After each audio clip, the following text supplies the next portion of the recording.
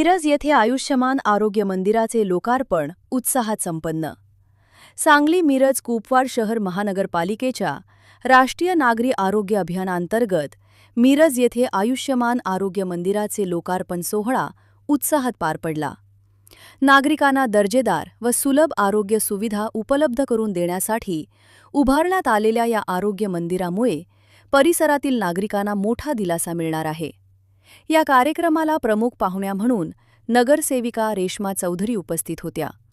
तसेच माजी नगरसेवक जुबेर चौधरी, नगरसेवक सागर वनखंडे, नगरसेविका शैला दुर्वे, माजी नगरसेवक आरिफ चौधरी यांची प्रमुख उपस्थिती होती।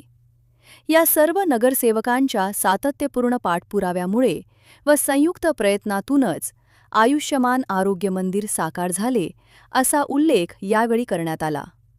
कार्यक्रमात सांगली मिरज कुपवाड महानगरपालिकेचे शहर अभियंता पृथ्वीराज चव्हाण, वैद्यकीय अधिकारी डॉक्टर सुचिता पवार, उपअभियंता महेश मदने तसेच सर्व आशा वर्कर व आरोग्य विभागातील कर्मचारी उपस्थित होते। या आयुष्यमान आरोग्य मंदिरामार्फत नागरिकांना प्राथमिक आरोग्य तपासणी, माता बाल आरोग्य सेवा, लसीकरण, विविध शासकीय आरोग्य योजनांची माहिती व उपचार सुविधा उपलब्ध होणार आहेत।